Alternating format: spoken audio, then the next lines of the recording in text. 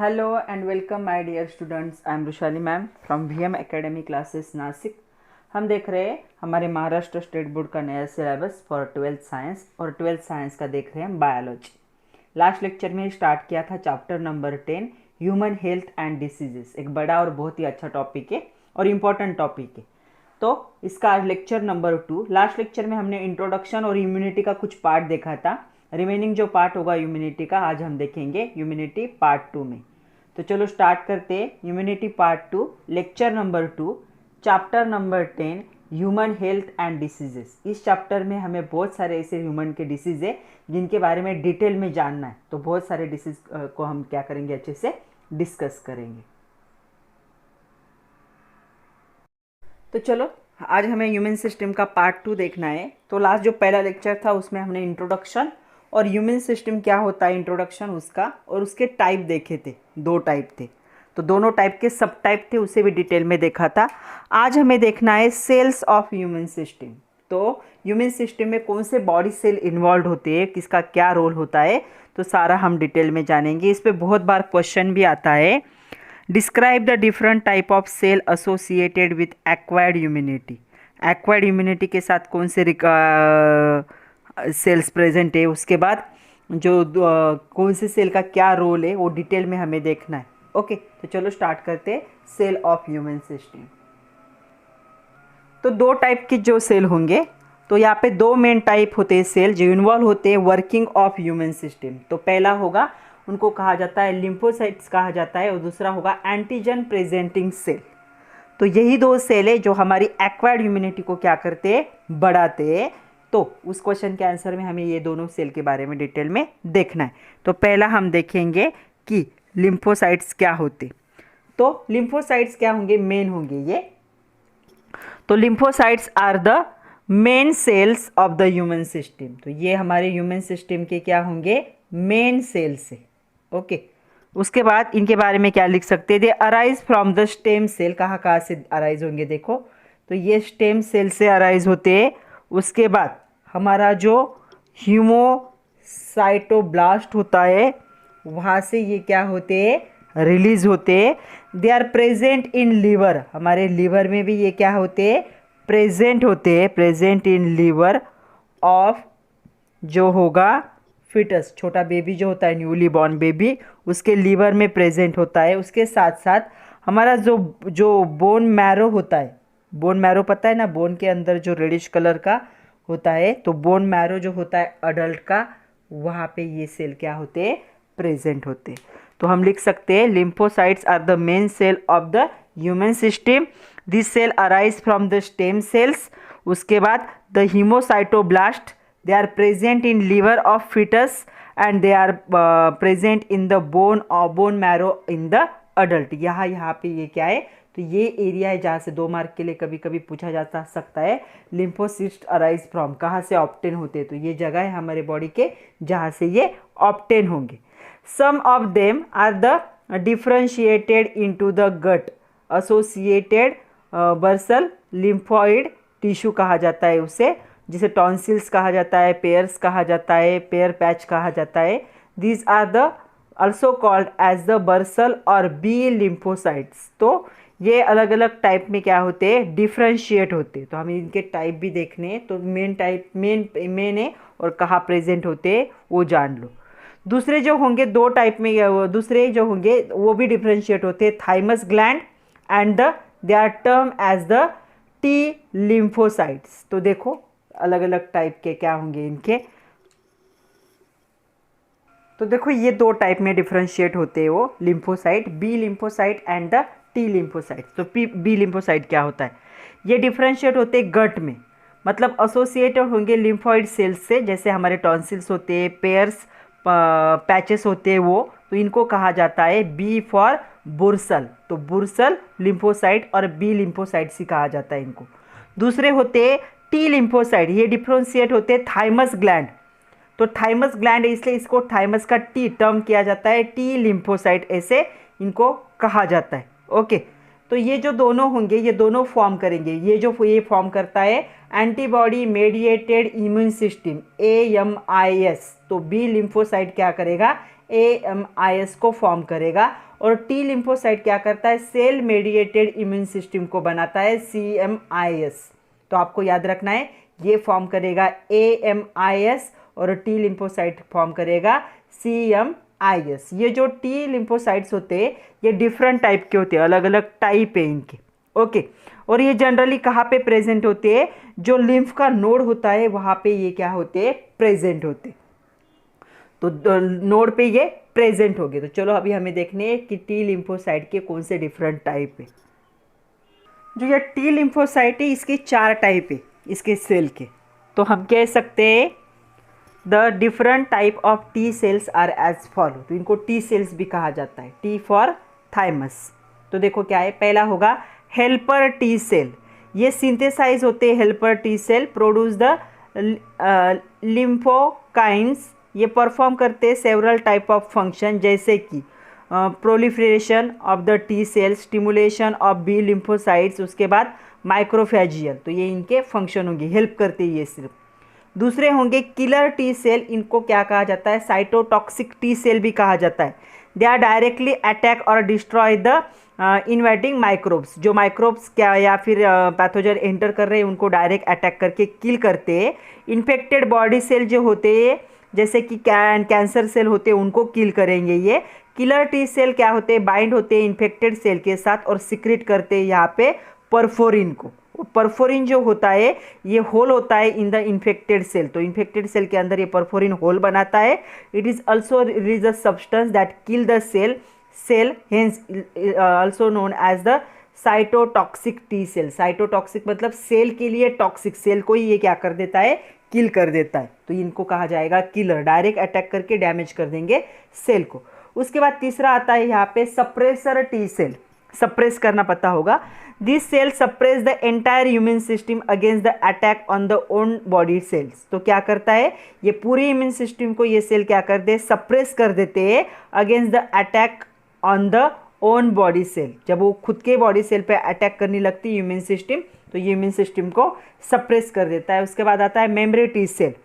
तो ये T cell क्या होते हैं, प्रीवियसली सिंथेसाइज सेल जो होते हैं उनको रिटेन करते हैं। उसके बाद सेंसिटाइजेशन मेमोरी से ये क्या करते हैं, लॉन्ग टाइम के लिए फ्यूचर में उस टाइप के पैथोजन को ये अंदर नहीं आने देते। तो सेंसिटिव होते, एक बार आया हुआ पैथोजन को ये दोबारा क्या करते, इजीली क्या कर लेते, आइडेंटिफाई करते और लॉन्ग टाइम के लिए उसे क्या करते, बाहर ही रखते। तो ये थे टी लिम्फोसाइट्स के या टी सेल के टाइप। दूसरा जो टाइप है वो है एंटीजन प्रेजेंटिंग सेल।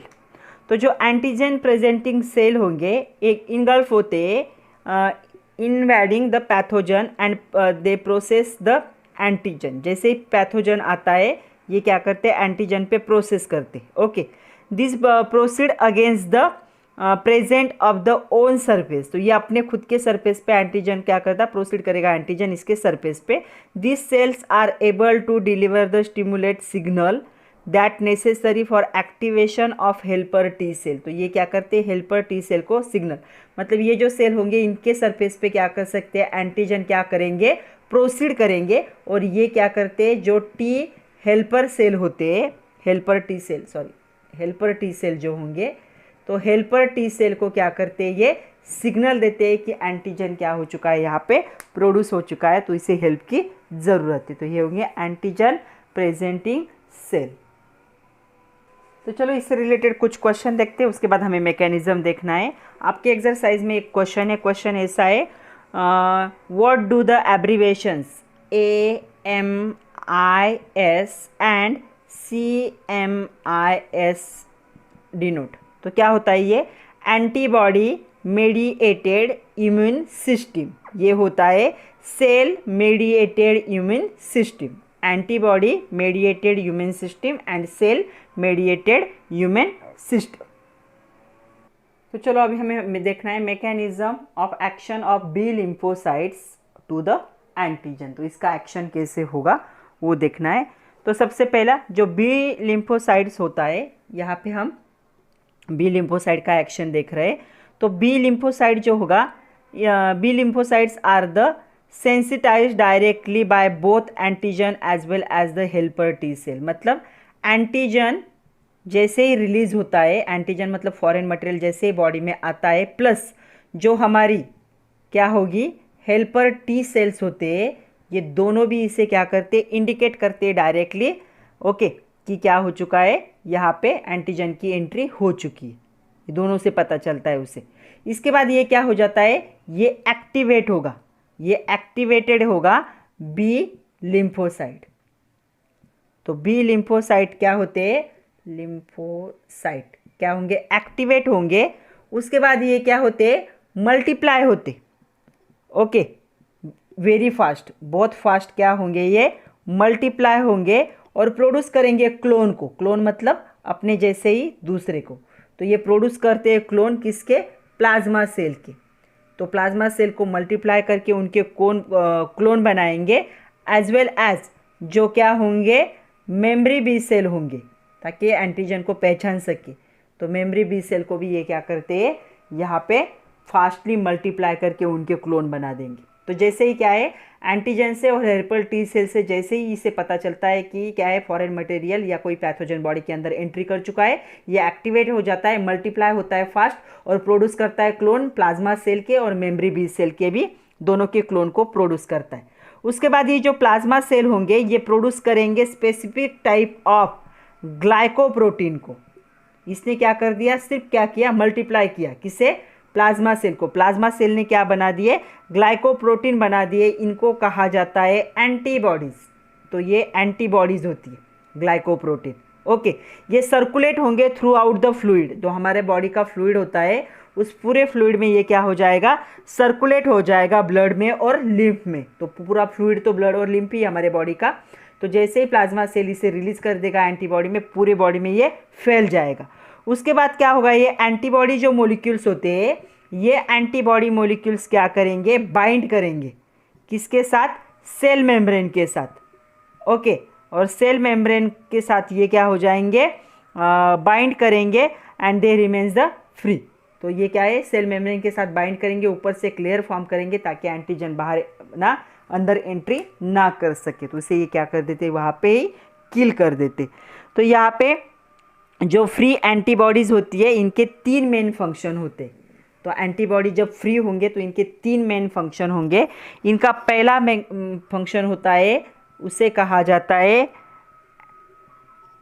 एग्लूटिनेशन। तो पहला होगा एग्लूटिनेशन। दूसरा इनका फंक्शन होता है, वो होता है ऑप्सोनिसेशन। तीसरा इनका फंक्शन होता है न्यूट्रलाइजेशन। थोड़ा थोड़ा बताती हूँ मैं तीनों के बारे में, ओके। इनके 3 फंक्शन होते हैं। तो क्या 3 फंक्शन है, देखो इनके। पहला होता है एग्लूटिनेशन। ये क्या होता है, ये पर्टिकुलेट मैनर का क्या होता है, बैक्टीरिया होता या वायरस होता है, ये पर्टिकुलर बैक्टीरिया और वायरस के लिए होगा। They immobilise mass is the engulf by the phagocytes. तो यहाँ पे क्या होता है, स्पेसिफिक बैक्टीरिया वायरस जब आता है तब ये क्या है, ये जो फ्री एंटीबॉडीज़ होंगे वो क्या करते हैं, ये फंक्शन प्रोवाइड करते। ये कब होता है, इसे कहा जाता है ऑप्सोनाइजेशन। ये एक बैक्टीरिया, इसे कोटिंग भी कहा जाता है, coating of bacteria to facilitate the subsequent phagocytic by the macrophage. तो ये क्या होता है, जो स्पेसिफिक बैक्टीरिया होता है उन पे एक कोटिंग होता है, तो ये फंक्शन उसे ये फंक्शन अप्लाई करेगा एंटीबॉडी, पहले उस कोटिंग को हटाएगा फिर बैक्टीरिया को किल करेगा। उसके बाद आता है न्यूट्रलाइजेशन।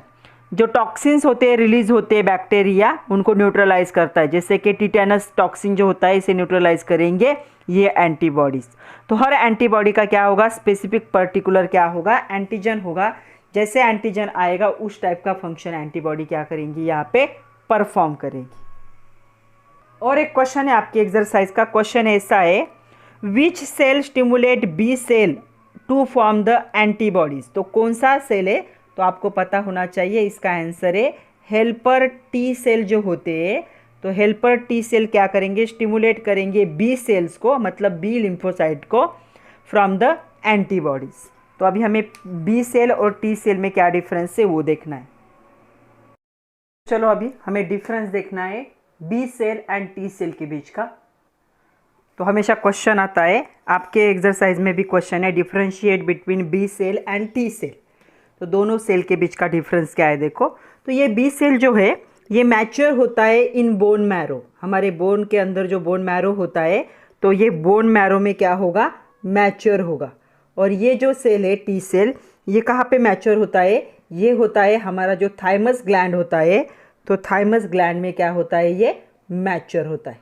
ओके, सो हम पहला पॉइंट लिखेंगे, B cell mature in bone marrow, T cell mature in thymus gland. Second point लिख सकते हैं हम, they are involve in humoral immunity, humoral immunity. तो ये क्या है, ह्यूमरल इम्यूनिटी को इन्वॉल्व करते, और ये इन्वॉल्व करते हैं सेल मेडिएटेड इम्यूनिटी को, सेल मेडिएटेड इम्यूनिटी को इन्वॉल्व करते। ओके, तो हम लिख सकते हैं they are involve in the humoral immunity, they are involve in the cell mediated immunity. उसके बाद B cell originate and mature in bone marrow, ये ओरिजिनेट भी कहाँ से होगा, ओरिजिनेट भी कहाँ से होगा, बोन मैरो से होगा। ओके, ये ओरिजिनेट होगा बोन मैरो से,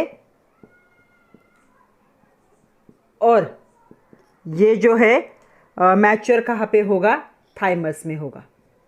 तो ये ओरिजिनेट भी बोन मैरो से होता है और मैच्योर भी क्या होता है, बोन मैरो में ही होता है। ये ओरिजिनेट बोन मैरो से होता है लेकिन मैच्योर कहाँ पे होगा, थाइमस ग्लैंड में क्या होगा, मैच्योर होगा। दोनों का ओरिजिन सेम है, सिर्फ मैच्योरिटी की जगह जो है अलग अलग है। उसके बाद आएगा इट ऑक्यूपाई 20% ऑफ टोटल, जो हमारा टोटल लिम्फोसाइट होता है बॉडी का, तो इसमें से कितना ये ऑक्यूपाई करते हैं, 20%। ये कितना करेंगे, रिमेनिंग 80% जो लिम्फोसाइट्स होंगे उनको ऑक्यूपाई करेंगे। तो हम लिख सकते हैं दे ऑक्यूपाई 20% ऑफ टोटल लिम्फोसाइट, यहाँ पे हम लिख सकते हैं दे ऑक्यूपाई 80% ऑफ लिम्फोसाइट। उसके बाद ये जो बी सेल है ये प्रोड्यूस करते हैं स्पेसिफिक प्लाज्मा, जो स्पेसिफिक प्लाज्मा है, इस स्पेसिफिक प्लाज्मा को ये क्या करते हैं, प्रोड्यूस करते हैं, स्पेसिफिक प्लाज्मा सेल कह सकते हैं, विच प्रोड्यूस द एंटीबॉडी। वो प्लाज्मा सेल क्या करेंगे, एंटीबॉडी को क्या करेंगे, यहाँ पे रिलीज करेंगे या प्रोड्यूस करेंगे। ये जो होते हैं टी सेल, ये प्रोड्यूस करते क्लोन को, हमने देखा था क्लोन जो होते हैं टी सेल के, तो क्लोन को ये क्या करते, प्रोड्यूस करते, और ये क्या करते हैं, किल करते हैं इन्फेक्टेड सेल। जो भी हमारे बॉडी में इन्फेक्टेड सेल होते हैं उन सेल को ये क्या कर देते, किल कर देते, ताकि आगे इन्फेक्शन ना बढ़े। तो ये दोनों के बीच का डिफरेंस है B cell and T cell. तो यहाँ पे हमने जो लिखे है टोटल 5 पॉइंट है, 5 पॉइंट में से आप कोई भी 4 पॉइंट क्या कर सकते हो, याद कर सकते हो। ओके, चलो कुछ क्वेश्चन करते हैं अभी। एक क्वेश्चन है आपके टेक्स्ट बुक का, कैन यू टेल करके, तो ये है फ्रॉम द पेज नंबर 224। तो कैन यू टेल करके आपके टेक्स्ट बुक में ऐसे बहुत सारे क्वेश्चन होते हैं, अभी पता है आप लोगों को। तो क्वेश्चन क्या है, which is kind of immunity provided by the vaccination. तो वैक्सीनेशन जो होता है तो इससे हमें कौन से टाइप की इम्यूनिटी मिलती है, तो हमने देखा है इसी चैप्टर में, इसी लेक्चर में। तो आर्टिफिशियल, लेकिन कौन सी, एक्वायर्ड। आर्टिफिशियल एक्वायर्ड कौन सी होनी चाहिए, पैसिव और एक्टिव, एक्टिव इम्यूनिटी। ये इम्यूनिटी हमें वैक्सीनेशन से मिलती है, आर्टिफिशियल एक्वायर एक्टिव इम्यूनिटी। जैसे कि पोलियो का वैक्सीन होगा या फिर बीसीजी का होगा या फिर अभी कोरोना वायरस का जैसे आने वाला है, तो ये क्या है, आर्टिफिशियल एक्वायर्ड एक्टिव इम्यूनिटी होगी। तो ये एक्वायर इम्यूनिटी का टाइप है, एक्टिव वाला टाइप। एक्टिव इम्यूनिटी कौन सा टाइप है, आर्टिफिशियल।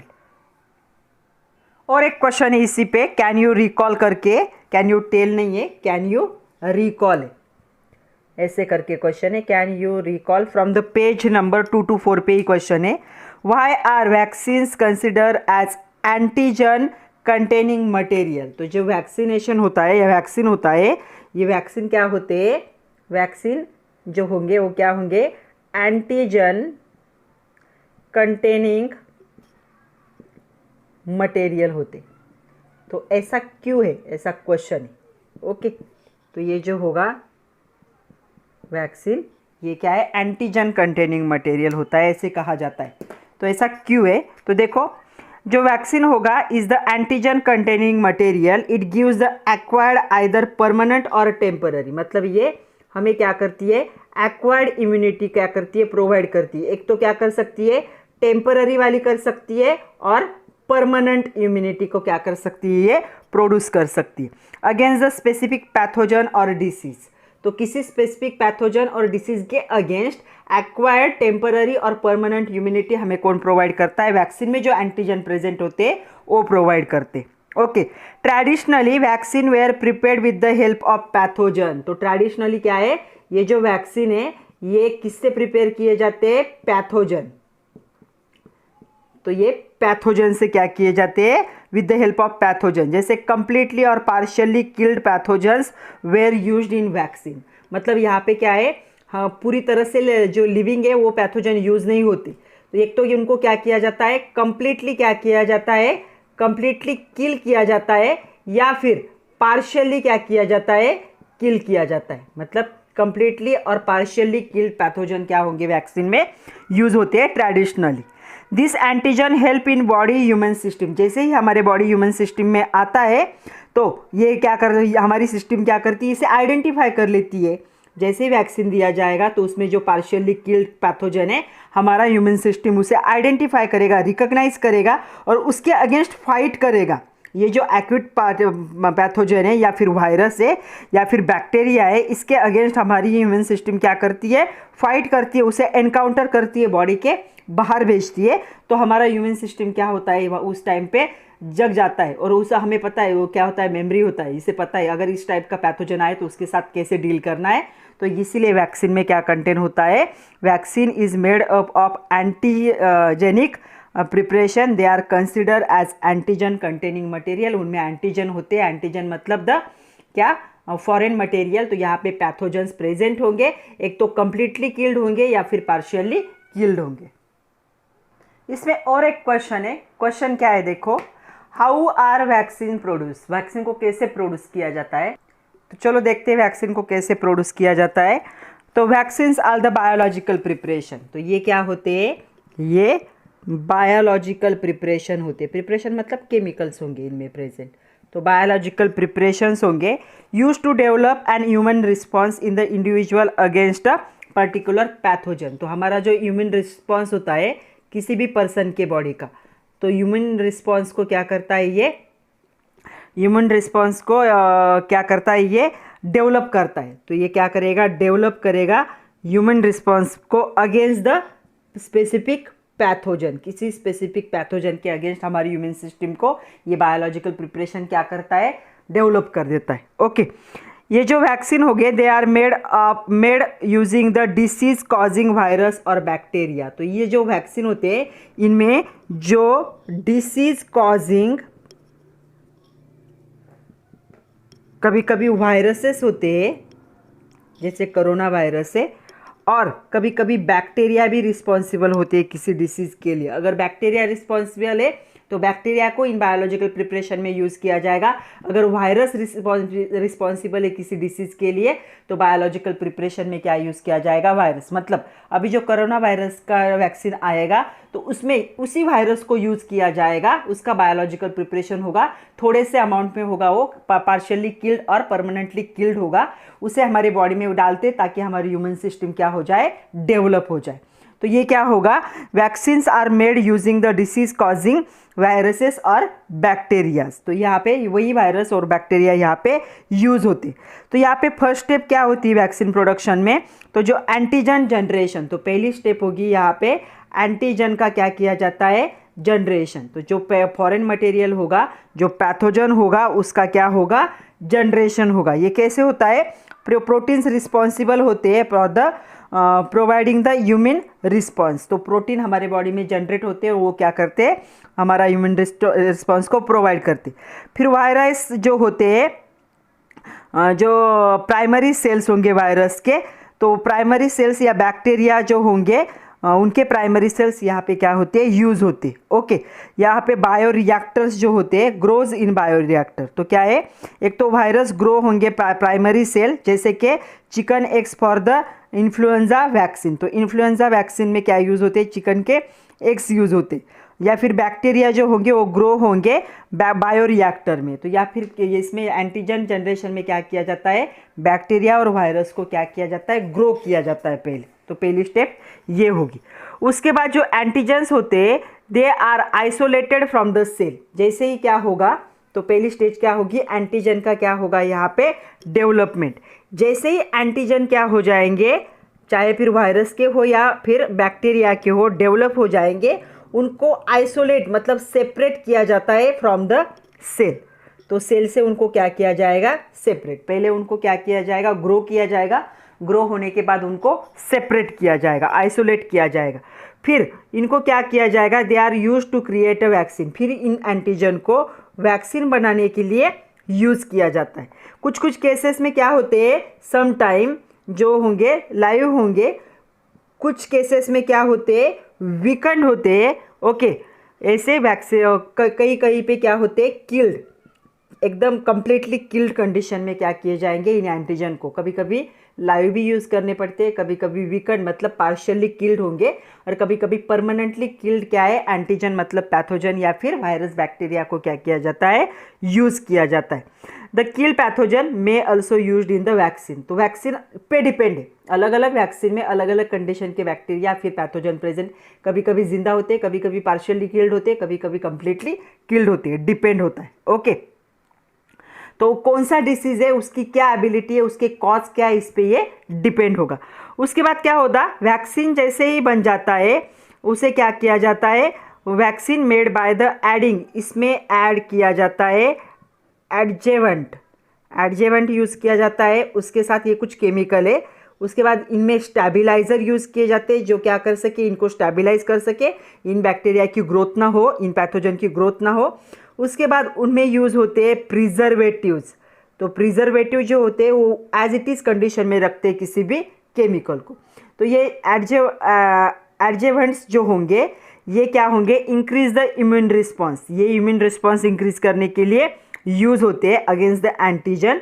स्टेबलाइजर जो होते हैं, ये यूज़ होते हैं increase the vaccine storage life, ज़्यादा टाइम के लिए वैक्सीन को स्टोर करके रखे इसके लिए। और जो प्रिजर्वेटिव होते हैं, ये अलाउ करते हैं for the use of multi dose vials. तो ये क्या करेंगे, जो मल्टीपल टाइम इस डोज को क्या कर सके, हम यूज़ कर सके, इसलिए उसमें प्रिजर्वेटिव थे, वो सारे केमिकल को उसी कंडीशन में क्या है, रखते। तो ये ऐड करने के बाद vaccines are continuously monitor for the safety. उसके बाद इसे क्या किया जाता है, मॉनिटर किया जाता है। तो मॉनिटर किया जाता है सेफ्टी के लिए, और उसके बाद उसे मार्केट में लाया जाता है। उस पर भी बहुत बड़ी प्रोसेस है। उसे पहले क्या किया जाएगा, किसी एनिमल पे टेस्ट किया जाता है, फिर गवर्नमेंट परमिशन देता है, बहुत सारे स्टेजेस है अंदर, लेकिन मॉनिटराइज किया जाएगा। तो पहले क्या है, एंटीजन को क्या किया जाता है, सबसे पहले कि यहाँ पे होता है वैक्सीन प्रोडक्शन में एंटीजन का जनरेशन, उसे ग्रो किया जाता है। एंटीजन जैसे ही ग्रो हो जाते हैं, उनको आइसोलेट किया जाता है सेल से। उसके बाद जो वैक्सीन होते हैं, उनमें कभी कभी लाइव, कभी कभी वीकेंड, कभी कभी किल्ड पैथोजन को क्या किया जाता है, वैक्सीन में यूज़ किया जाता है। फिर ऐड किया जाएगा यहाँ पे एडजेवेंट। एडजेवेंट का काम क्या होता है, ह्यूमन रिस्पॉन्स को बढ़ाना। स्टेबलाइजर यूज़ किया जाता है, इनका काम होता है वैक्सीन का स्टोरेज लाइफ बढ़ाना। प्रिजर्वेटिव यूज़ किए जाते हैं, ये अलाउ करते हैं use of multi doses of vaccine. उसके बाद वैक्सीन जैसे रेडी हो जाता है, उसको क्या किया जाता है, इसे वैक्सीन को कंटिन्यूअसली मॉनिटर किया जाता है फॉर देयर सेफ्टी, ताकि कि वो इंज्योर ना हो। तो ये था वैक्सीन। तो सबसे पहले वैक्सीन किसने बनाया था, तो जो वो थे एडवर्ड जेनर। तो मैं यहाँ पे उनका नाम लिख रही हूँ, वो थे एडवर्ड जेनर। इन्होंने वैक्सीन बनाया था स्मॉल पॉक्स के लिए। एमसीक्यू पॉइंट है, स्मॉल पॉक्स का वैक्सीन इन्होंने बनाया था। ओके, जो कंसेप्ट थी इम्यूनिटी की, इन्होंने स्टार्ट की थी। It is based on the vaccine. तो उनकी कंसेप्ट किस पे डिपेंड थी, वैक्सीन पे डिपेंड थी। स्मॉल पॉक्स का वैक्सीन बनाया था। बहुत बड़ी अचीवमेंट है ये वैक्सीन बनाना, या फिर इम्यूनिटी का जो इम्यूनिटी हमारी जो सिस्टम है मतलब उसे डेवलप करना, उसे प्रपोज करना, तो एक बड़े साइंटिस्ट थे एडवर्ड जेनर। तो याद रखो नाम स्मॉल पॉक्स का इन्होंने क्या बनाया था, वैक्सीन, और इन्होंने वैक्सीन की कंसेप्ट लाई थी। तो आपके एक्सरसाइज में और एक क्वेश्चन है, राइट नोट ऑन वैक्सीनेशन। तो वैक्सीनेशन का इम्पोर्टेंस और वैक्सीनेशन कैसे काम करता है, डिफरेंट फॉर्म कौन से वैक्सीन के, ये सारा आप एक साथ लिख सकते हो। तो चलो पहले हम देखते हैं इम्पोर्टेंस। तो कभी कभी क्वेश्चन आता है, explain why vaccination is important, क्यों इम्पॉर्टेंट है। तो एडमिनिस्ट्रेशन जो होगा वैक्सीन का, एडमिनिस्ट्रेशन मतलब इनएक्टिवेटेड पैथोजन और antigenic protection of the particular pathogen, तो इसे कहा जाता है एडमिनिस्ट्रेशन ऑफ वैक्सीन। ये क्या करता है, प्रोटेक्ट करता है अगेंस्ट द पर्टिकुलर पैथोजन, इसे कहा जाएगा वैक्सीनेशन। तो वैक्सीनेशन की डेफिनेशन क्या होगी, तो कैसे डिफाइन करेंगे वैक्सीनेशन को, administration of vaccine to protect against the particular pathogen, किसी पर्टिकुलर पैथोजन के अगेंस्ट प्रोटेक्ट करने के लिए वैक्सीन का जो यूज होगा उसे क्या कहा जाएगा, वैक्सीनेशन कहा जाएगा। तो नॉर्मली क्या होता है, जो बॉडी की ह्यूमन सिस्टम होती है ये हमें हेल्प करती है protect against the pathogen that cause the infection. तो हमारा बॉडी ह्यूमन सिस्टम जो होता है इनबॉर्न वाला, तो बॉडी का हमारा ह्यूमन सिस्टम क्या करेगा, ऑलरेडी हमें क्या करेगा, हेल्प करता है ताकि क्या कर सके, किसी भी पैथोजन से या इंजुरी से या फिर इन्फेक्शन से बॉडी को प्रोटेक्ट करने के लिए, ये तो ऑलरेडी हेल्प करता ही। बट सम पैथोजन कैन, कुछ पैथोजन ऐसे होते हैं, some pathogens can overwhelm and the human system, मतलब हमारे ह्यूमन सिस्टम से भी क्या होते हैं, कुछ पैथोजन ज़्यादा पावरफुल होते हैं, वो हमारा ह्यूमन सिस्टम उसे कंट्रोल नहीं कर सकता, ऐसे भी पैथोजन होते हैं। जैसे कि कोरोना वायरस का पैथोजन है, हमारी ह्यूमन सिस्टम इसे क्या है, कंट्रोल या इसे रोक नहीं सकती। Okay, this result in the serious illness, अगर ऐसा पैथोजन आया तो क्या हो सकता है, सीरियस इलनेस आ सकता है। ओके, तो बॉडी ह्यूमन सिस्टम तो हमें प्रोटेक्ट करती है, लेकिन कुछ पैथोजन ऐसे होते हैं जो ज़्यादा पावरफुल होते हैं देन आवर ह्यूमन सिस्टम, तो क्या हो सकता है, सीरियस इलनेस आ सकता है। So pathogen most likely cause an illness, तो पैथोजन का काम ही है कि बॉडी में इलनेस को बढ़ाए। और once the body doesn't recognize, कब होता है ऐसा, जब किसी पैथोजन को हमारी ह्यूमन सिस्टम रिकॉग्नाइज, आइडेंटिफाई नहीं कर पाती, उसके अगेंस्ट लड़ ही नहीं पाती, तो क्या हो जाता है, इलनेस यहाँ पे बढ़ जाता है। रिकॉग्नाइज नहीं कर पाई, तो रिकॉग्नाइज करी तो तुरंत क्या किया जाएगा, वैसे एंटीबॉडी को रिलीज करके उसे किल किया जाता है। लेकिन अगर उसे रिकॉग्नाइज ही नहीं किया पैथोजन के टाइप को, तो तब हमें क्या होता है, इलनेस आ जाता है। ओके, और ये क्या होती है, अंडर डिटेक्टेड हो जाता है ये पैथोजन हमारे ह्यूमन सिस्टम से, और हम क्या होते हैं, बीमार हो जाते हैं, मतलब इलनेस आ जाता है। तो ऐसे होता है। तो वैक्सीनेशन की जो मेथड होगी, ये मेथड क्या होगी, which is the human system is expose to the safe antigenic preparation. तो ये क्या करता है, वैक्सीनेशन या फिर वैक्सीन हमारी जो बॉडी की ह्यूमन सिस्टम होगी, इस बॉडी की ह्यूमन सिस्टम को क्या कर देता है, डेवलप कर देता है, मतलब इसे एक्सपोज करता है सेफ एंटीजेनिक प्रिपरेशन। तो इसमें क्या होते हैं, उसी बैक्टीरिया या वायरस के एंटीजन प्रेजेंट होते हैं, तो हमारी ह्यूमन सिस्टम को वो क्या है, रिकॉग्नाइज करने में, जब रियली आएंगे तो क्या होंगे, इजीली रिकॉग्नाइज होंगे, और उनको एलिमिनेट करना क्या हो जाएगा, एनकाउंटर करना क्या हो जाएगा, ईजी हो जाएगा। ओके, तो वैक्सीनेशन हमें हेल्प करता है to control deadly disease like, जैसे माइसेल्स होंगे, पोलियो होगा, टिटेनस होगा, उसके बाद वुपिंग कफ होगा। तो ये सारे वायरस या ये सारे डिसीज जो है उनको कंट्रोल करने में वैक्सीनेशन हमें क्या करता है, हेल्प करता है। It is more number of peoples that are vaccinated, तो पता है बच्चों को तो अलग अलग स्टेजेस पे वैक्सीनेशन किया जाता है, 3 मंथ के बाद, 6 मंथ के बाद, 1 ईयर के बाद, 1.5 साल के बाद, 5 ईयर्स के बाद, तो अलग अलग स्टेजेस होते हैं वैक्सीनेशन के। ये मोर क्या होते हैं, प्रोटेक्टिव होते हैं हर इंडिविजुअल के लिए और सोसाइटी के लिए अगेंस्ट द डिसीज़। इसी फिनोमिनन को क्या कहा जाता है, इसी फिनोमिनन को कहा जाता है हर्ड इम्यूनिटी। तो हर्ड इम्यूनिटी मतलब क्या है, एज के स्पेसिफिक टाइम पे क्या करना, वैक्सीनेशन करना। So more number of peoples that are vaccinated, the more protected the individual and society against the disease. This phenomenon is known as herd immunity. तो कभी कभी हर्ड इम्यूनिटी में भी क्वेश्चन आ जाता है। तो अभी हमें देखना है कि वैक्सीनेशन कैसे वर्क करते हैं और उनके कौन से डिफरेंट फॉर्म्स से। तो चलो ये कैसे वर्क करते हैं वो पहले देखते हैं। क्वेश्चन आता है कभी कभी, explain how vaccination work, what are the different form of vaccine. तो चलो देखते हैं। Vaccination teach the body to recognise new pathogen causing disease. तो जो क्या है, ये क्या करता है, ये हमारे बॉडी को एक ट्रेनिंग देता है, ये हमारे बॉडी को टीच करता है। क्या टीच करेगा बॉडी को, किसे, बॉडी को, कि न्यू पैथोजन को कैसे रिकॉग्नाइज करना है, कैसे आइडेंटिफाई करना है।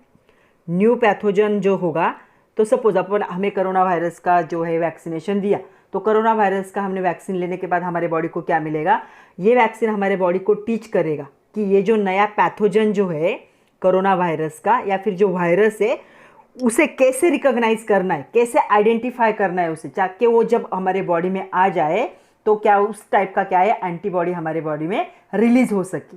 तो एंटीजन आने के बाद अगर एंटीबॉडी रिलीज होती है तो वो पैथोजन क्या होता है, वहीं पे किल होता है और हम कभी भी उसकी वजह से इंजर्ड या इल नहीं होते। तो ये वैक्सीन क्या करेगा, तो vaccination teach the body to recognise new pathogen causing disease, जो डिसीज कॉजिंग पैथोजन ऐसा चाहिए था। तो जो डिसीज कॉजिंग नया पैथोजन होगा उसे आइडेंटिफाई करना सबसे पहले ये वैक्सीन हमें सिखाता है। उसके बाद क्या करता है, ये स्टिमुलेट करता है the body to make antibodies against the antigen of pathogen. तो यहाँ पे क्या है, वैक्सीन में डमी पैथोजन हमारे बॉडी में भेजा जाता है, तो वो भेजने के बाद क्या होता है, हमारी बॉडी क्या करती है, एंटीबॉडीज को रिलीज करती। तो एंटीबॉडीज को क्या करता है, रिलीज, स्टिमुलेट करना, मतलब यहाँ पे सेकंड स्टेज क्या करेगी, वैक्सीनेशन क्या करेगा, स्टिमुलेट करेगा body to make antibodies against the antigen of the pathogen. इस पैथोजन के एंटीजन के अगेंस्ट जो एंटीबॉडी चाहिए उसे क्या करेगा, स्टिमुलेट किया जाएगा। उसके बाद क्या करेंगे, they also primes the immune cell. तो जो हमारे इम्यून सेल है, तो इम्यून सेल को क्या करते हैं, वो प्राइम करते, ओके, उनको रिमेंबर करते हैं टाइप ऑफ एंटीजन। तो वो क्या है, हमारे सेल जो है उसे क्या कर सके, इस एंटीजन को क्या कर सके, रिमेंबर कर सके, याद रख सके, ताकि जब वो नेक्स्ट टाइम आएगा तो उसे किल करने के लिए कौन सी एंटीबॉडी चाहिए हमारे ह्यूमन सेल को पता होगा। तो यहाँ पे क्या होगा, ये हमारे ह्यूमन सेल को क्या करते हैं, प्राइम करते हैं, remember the type of antigen, ताकि जब आए वो तो क्या हो सके, तब उस टाइम पे फास्टर क्या हो सके, रिस्पॉन्स मिले पैथोजन के अगेंस्ट और उसे एनकाउंटर किया जाएगा जब रियली आएगा तब। Vaccination work by exposing person to a safe version of pathogen. तो ये वैक्सीनेशन क्या करता है, किसी भी पर्सन को जिससे वैक्सीनेशन किया गया है उसे एक्सपोज करता है सेफ वर्जन में, मतलब अभी उसे उस पैथोजन से कोई भी खतरा नहीं होगा। तो ये पैथोजन का वर्क। अभी हमें देखना है कि वैक्सीन के कौन से फॉर्म अवेलेबल है। इस पे 2 मार्क के लिए भी कभी कभी क्वेश्चन आता है। तो डिफरेंट फॉर्म्स देखते हैं हम वैक्सीन के कौन से, तो डिफरेंट फॉर्म्स। तो सबसे पहला यहाँ पे टोटल कितने, 4 फॉर्म है। पहला होता है प्रोटीन और शुगर फॉर्म। तो क्या होंगे, अ प्रोटीन और sugar form of pathogen. Pathogen protein और शुगर के फॉर्म में होते। दूसरा होता है अ डेड और इनएक्टिवेटेड फॉर्म। पैथोजन क्या होंगे, एक तो डेड कंडीशन में होंगे या फिर कौन से कंडीशन में होंगे, इनएक्टिवेटेड, मतलब पार्शियली डेड। इस फॉर्म में पैथोजन को यूज किया जाता है वैक्सीन में। थर्ड जो होता है वो होता है toxoid containing toxin produce by the pathogen.